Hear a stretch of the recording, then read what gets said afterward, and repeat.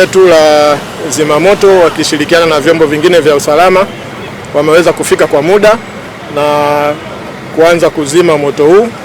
Moto ulianza katika chumba kimoja ukaenea, na walikuwa wakijaribu kuzima kwa mara ya kwanza, ukawa unaendelea kuenea, lakini jeshi la zimamoto na vyombo vyetu vya ulinzi tumeona ambavyo vimefanya kazi kubwa, lakini tukitumia magari mengine kutoka bandari, kutoka GDP, basi tumeweza sasa kudhibiti, na mnaona kwamba umedhibitika na unaendelea kuzimwa taratibu.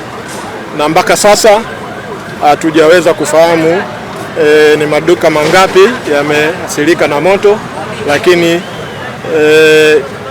thamani ya mali kiasi gani ambayo imeshaharibika mpaka sasa. Kwa hiyo kama hivi mnavyoona moto umeanzia pale kwenye ice cream pale Azam pale unaelekea huko hivi. Shakuja fanya kama zote kuzima moto, ila ndo maji yameishia, ameenda kufuata tena.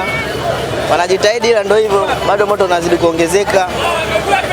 Watu wamejazana kama hivi mnavyoona. Nimepigiwa simu huku stendi kwa Baresa kwa ungua, lakini nilipofika hapa sijui kinachoendelea, lakini hali ndio kama hiyo unaoiona.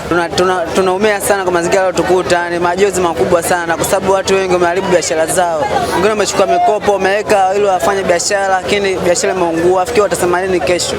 Kwa lazima iwe msiba, yani mtu lazima alie.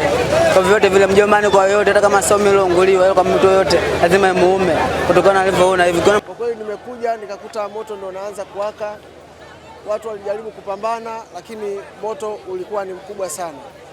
Mimi nawapa pole wote waliofikwa na majanga.